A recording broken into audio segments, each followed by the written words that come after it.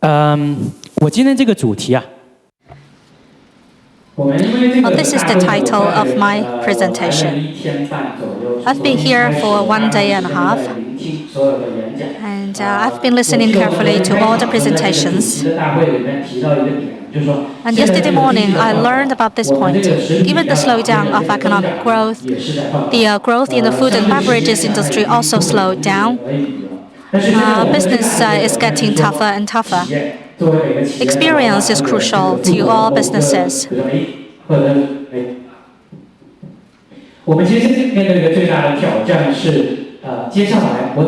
Our biggest challenge is how to adapt and how to transform our approach. And that's why I prepared this presentation to think about a solution. I think opportunities are still there. We can still acquire new customers and gain market share. Can I use a different microphone? Thank you.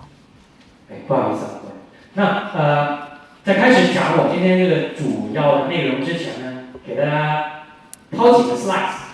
I've got several slides to share with you.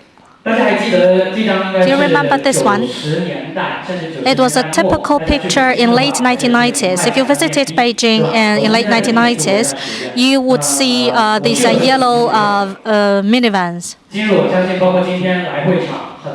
And today, many of you used Uber to get a taxi and come here. So this is about the transformation and adaptation of taxi drivers to changing demand of passengers. To give you another example, on the left-hand side, in this picture, what did you see? There were still these grocery markets. How many of you still go to the grocery markets to do grocery shopping? 大家都是网上购买生鲜食品的是吗？ So you all buy your daily grocery online, right? 你们应该有100%的增长率。 So you enjoy 100% growth rate online grocery because it seems all our audience do their grocery shopping online. Now people use their mobile phone apps to order their daily need. This morning there was this panel session about the migration to shopping online. In addition to food consumption, in addition to dining out. And with the support of VR and AR, actually many things that are unimaginable in the past are now possible. For example, medical operations can be achieved from the distance with the VR and AR technologies. In addition to the Uber and Didi and Kuaidi, these car hire apps, we are finding more and more interesting applications of technologies in the food and industry, food and beverages industry. Here I'd like to share with you 3 very successful cases. These 3 brands benefit from the transformation and the embracing of new technologies. The first one, Xiaomi. In the era of e-commerce and the era of fans, if my memory serves me, in 2013, for the first time ever, they started launching their products via Sina or Weibo. So their business model started from e-commerce only. So it's a social platform-based business model. And they collected early orders, and it's made to order. And they defined a trend. The second successful case is Tesla. In the automotive industry, a business model is an old model called the 4S, or the car dealers in the US. But Tesla, they didn't involve any dealers or 4S stores. and they have an integrated database. I have many clients from the auto industry. Now, most car OEMs are investing heavily in setting up a working database. So that whenever they do marketing, they link their marketing information to their 4S and dealers' information. They make sure that information and data are not fragmented. They're making sure all these data are collected. And the third successful case is Uniqlo. It's a fashion brand. Well, what's worth mentioning is that they all collect O2O information. Uniqlo is a retailer. But if you visit any Uniqlo store, you feel the experience is perfect. I do not have their physical store sales data. I do not have their per store data. But what's good about their approach is that they have an integrated database. You're invited to do the fitting room of their physical stores. But whether you make the purchase in the physical store or not, they're not concerned about your preference because they also have that accessibility online.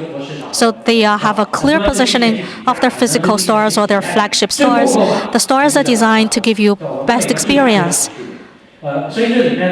So they have this complementarity between the retailing outlets and the e-commerce.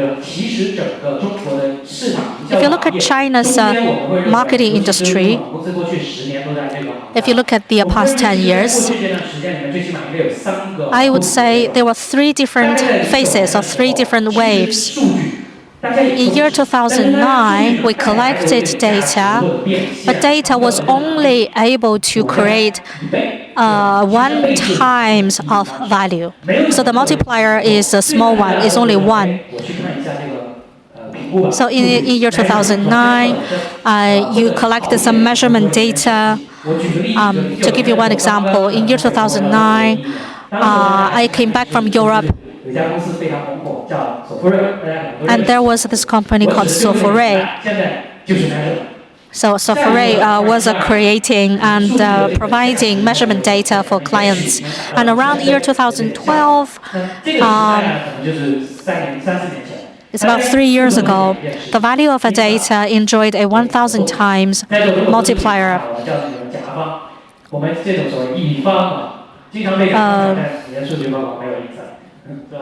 The contractor and the contracted, it features an interesting relationship between the contractor and the contracted. And at that time, the data value was mainly created through a media optimization. There was an article I read a couple of days ago. China talked about digital marketing, the optimization of digital technologies, but it seemed to address 2 issues. First, impression. Second, effectiveness. Efficiency and effectiveness. But it seems too much efforts have been focused on efficiency gains instead of effectiveness improvement. In the past, it took me 1 hour to come to the hotel from my home, but now with Uber application, it cut my time on the road to half an hour. But this is about efficiency gains. Uber application helps us to improve efficiency. And the Uber drivers are adapting to the changing customer need.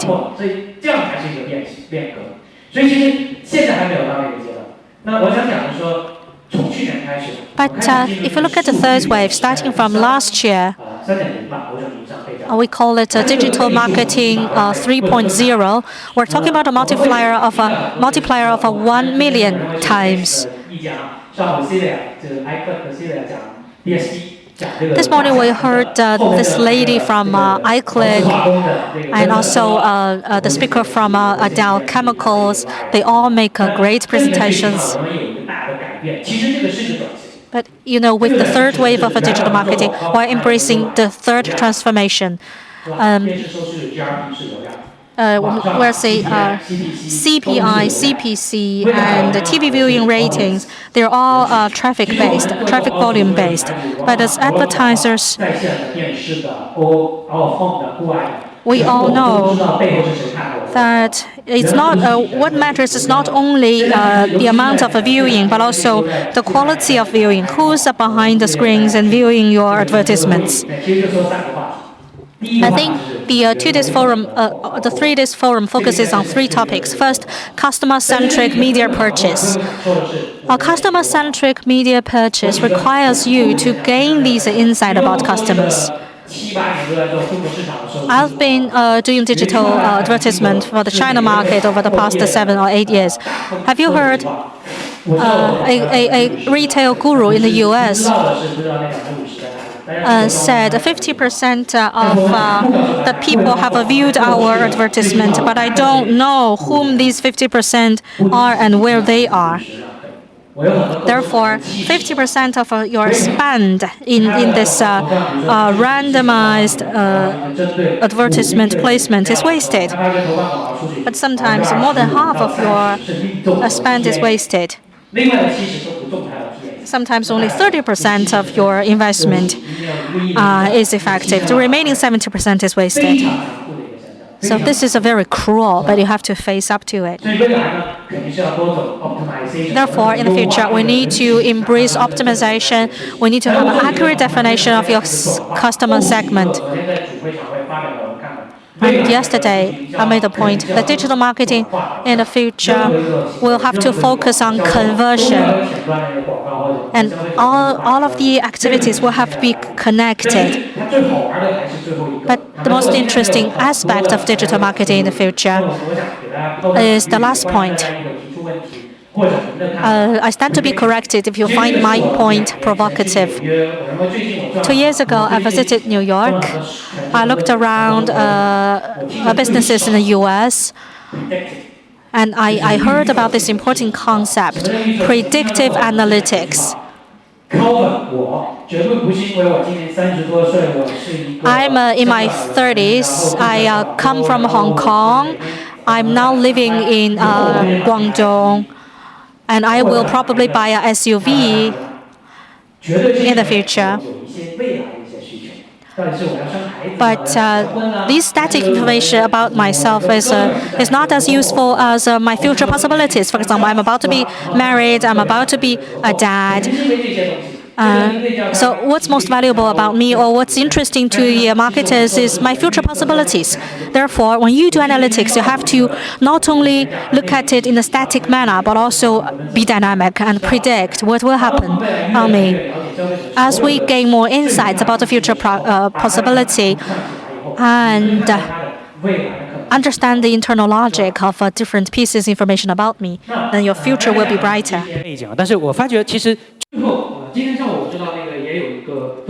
This morning, there was a speaker who talked about future trends. I would like to share with you 7 trends that are key to digital marketing. I believe you can resonate with these points.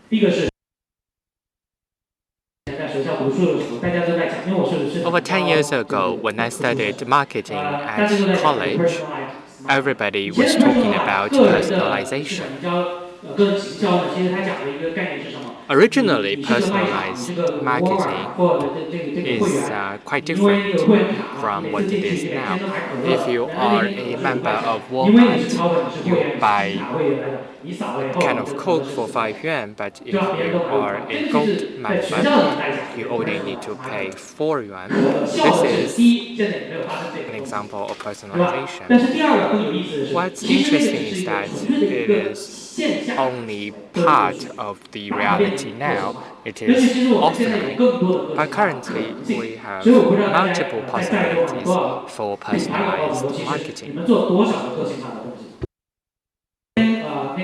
So you need to think about how much personalization as a brand you're doing. Yesterday, there was a presentation about Amazon. The speaker said that Amazon boxes are square ones, so if your product packaging is round, it doesn't really fit very well in a big box. Now, a few words about myself. For example, I love Manchester United. I would buy a watch with MU logo. I would love anything with an MU logo on them. I would pay 10 times the regular price. So for me, if you know this hobby, then you would be able to provide personalized marketing. Trend number 2, mobile. Many studies have shown the importance of mobile, but I would like to show you a few charts on the slide. 4 to 5 years ago, I gave a presentation on a major mobile internet conference, and I already talked about that. Every year, there has been changes in mobile advertising. 4 years ago, mobile advertising account for 0.4%. In 2015, it rose to 30%. Now it's 55%. So this slide shows that by the end of 2015, and mobile terminal it accounted for 50.3%, and at PCs it accounted for around 47%. Based on our data, people watch video on mobile phones more than on PCs, and I would like to tell you that the research is very comprehensive and the data is representative. But this is only the starting point.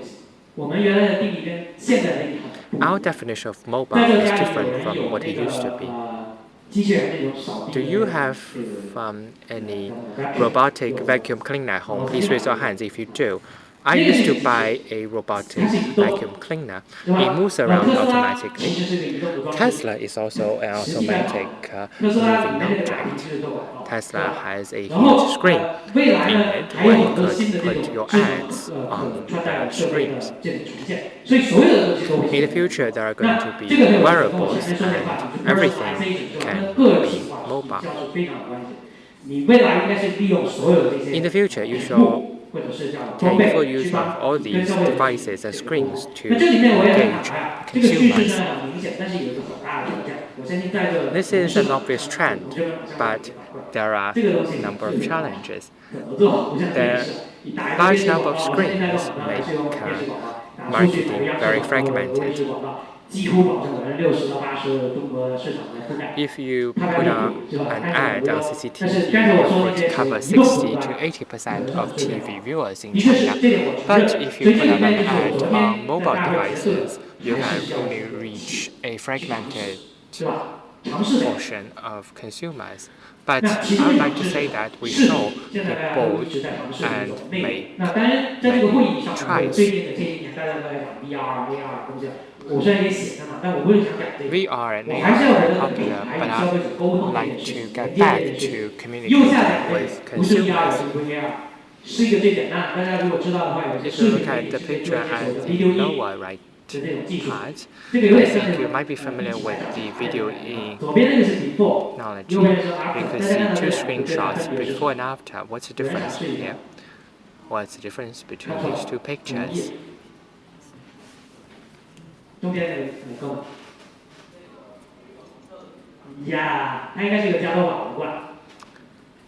There is a red can of 加多宝 herbal tea that was added to the screenshot.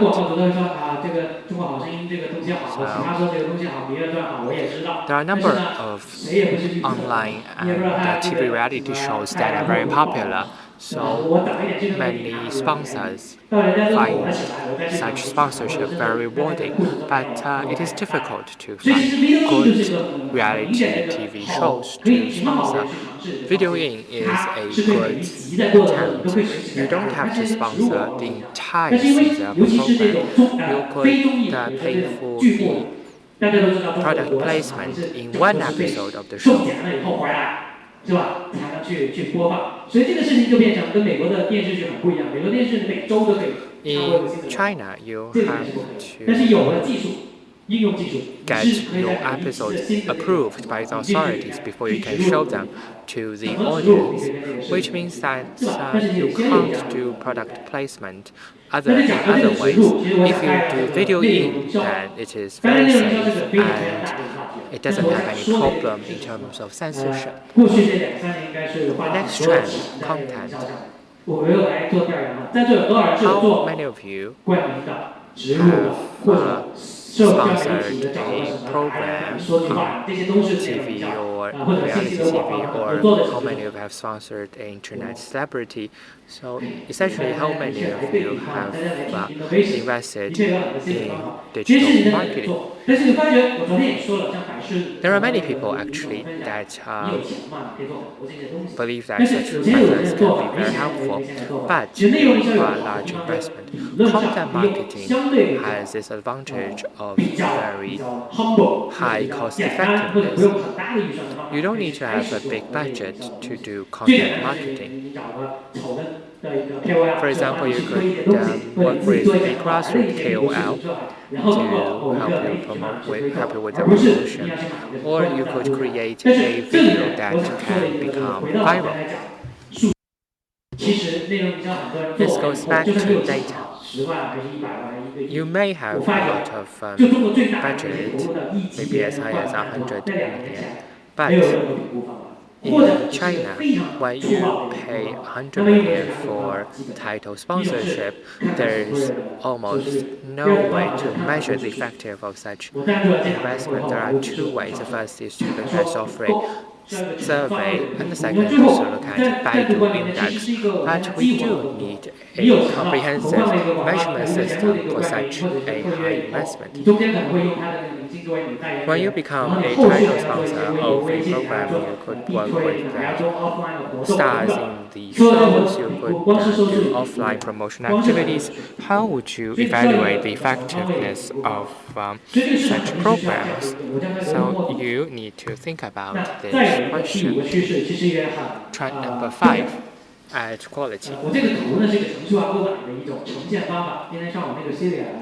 This actually shows programmatic marketing.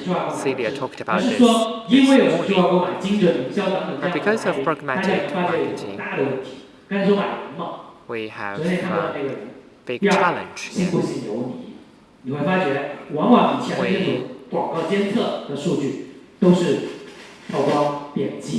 Are interested in click-through rate and exposure, but we do not know if the clicks are made by a human being or a machine, and we do not know the user profile, whether they have any interest or any financial capacity to be your consumers.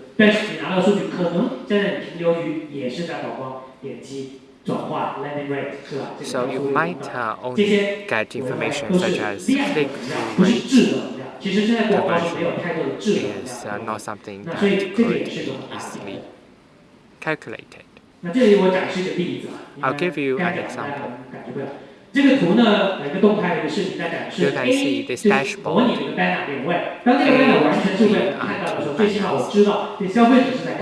Now, when the consumers are looking at these banners, will know they're looking at these banners. This is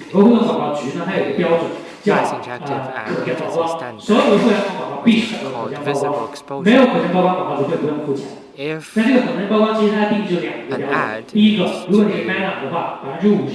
you want get paid for showing an ad, this ad has to have visible exposure, and the visible exposure has to last as at least 1 second before it is considered banned. In the US, this is already considered a universal standard. If you buy an ad, you have to get verification of visible exposure before you pay. I believe that this is going to be introduced in China very soon. Trend 6, mobile payment. I'm not talking about payment itself, which brings to us numerous possibilities, but we believe that the biggest possibility is the transparency of O2O system. How many of you, another question, how many of you are involved in retail and accept WeChat and Alipay payment in your stores? Please raise your hands if your stores accept Alipay and WeChat payment. How many of you have a WeChat official account? Please raise your hands. Now, your WeChat followers, are they the same as your repeat customers? If you know the answer, please raise your hands. So that by people who don't know the answer, you can also raise your hands. I have worked with some leading companies in China who don't know the answer to the question. So in the future, there are many ways for us to find out ways to connect the data connect from WeChat and Weibo accounts with the payment information of your customers. Now, second trend is a summary of the previous 6 trends. Trend number 7 is predictive. I've been in the marketing sector for 17 years.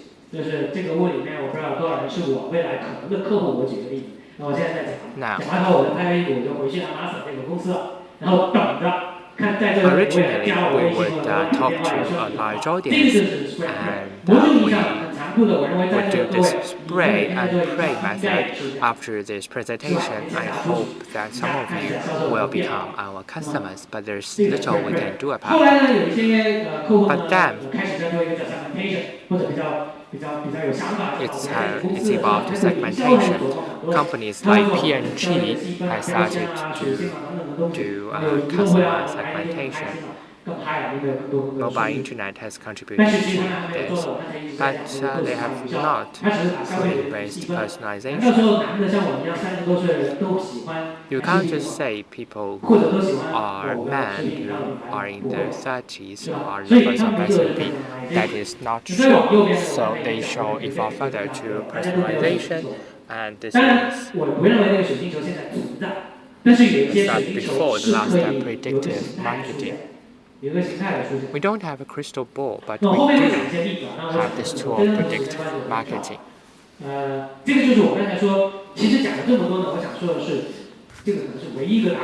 And this is the only slide for our company. You can see a number of our products here.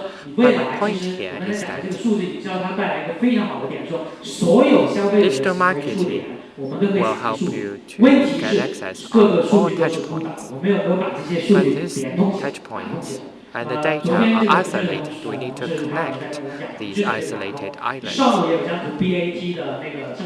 This morning we had a look at BAT ecosystem. I would like to be bold and say that there are almost no companies that could connect BAT data, but there are a number of companies that are almost close to such connection. Our company is one of them. We work with these 3 companies at the same time, and we are able to connect such 3 data sources. We are able to trace data such as feedback, purchase, etc. and connect them. There are many challenges. The biggest challenge in the industry is people identification, data application. All data, if not used, is garbage.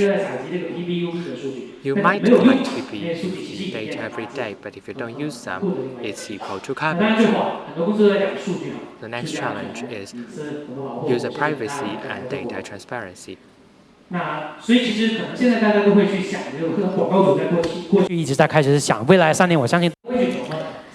If you're looking 3 to 5 years down the horizon, first and foremost, they think about building their data platform. And second, they want to focus on objective-driven data applications. And third, they want to establish a technological partnership with some capable companies. and some want to do mergers and acquisitions of technologically advanced companies. They need to put in place a data platform. First, they need to find the data, but you have to make sure your data is complete. Step 2, data management. To tell valuable data from irrelevant data. And step 3, data application. What you make out of the data that you collect. Data application. You do not need to use the most advanced solutions, Oracle or cloud. It doesn't have to be that sexy. Well, let's take carbonated drinks as an example. They invest in social interaction with their consumers, and they encourage their fans to socialize among themselves. And Weibo, BBS, Blog, and WeChat are major social interaction platforms. Now, WeChat has become the #1 socialization platforms among fans. This is my favorite slide. I hope you can take a picture of the slide. Why? Yesterday, there was a representative from Mondelez, and they sell biscuits, cookies. This is also an important client of ours. We do big data for biscuit producers. On the right-hand side, it shows that the most popular flavors is chocolate flavors, and 90% of the Chinese respondents prefer the sweet tastes in their cookies or biscuits. But the chocolate, milk, and cream used to be the most popular flavors. But now new flavors are emerging, cranberry, coffee, and so on and so forth. These are new flavors. So this is about the line extension. They talked about line extension, but you cannot just extend your product lines blindly. You need to base your decisions on data analysis. We are also helping a healthy, functional beverage product.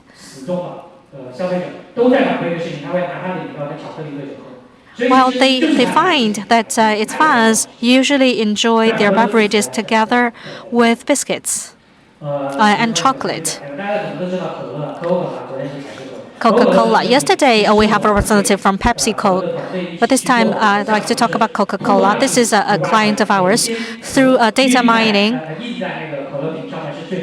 we find out what logos, if printed on the packaging, can help drive the sales. Content marketing. I'm running out of time. I'll only talk about 2 slides.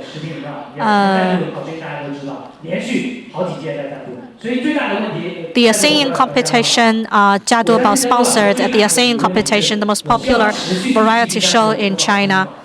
But will they continue to sponsor this singing competition? And to answer this question, they'll have to do data analysis. And they find that after 3 years of a sponsorship, the recall rate of its brand improved significantly. The recall rate 2.6 times that of other brands who do not sponsor this singing competition.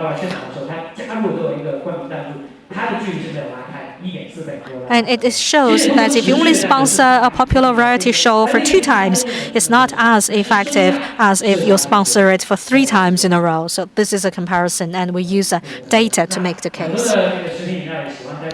Many food and beverages industry would like to show their logo in variety shows, but in what smart ways? And by using data analysis, we can give them a clear guidance when and how to show the logos of your brands.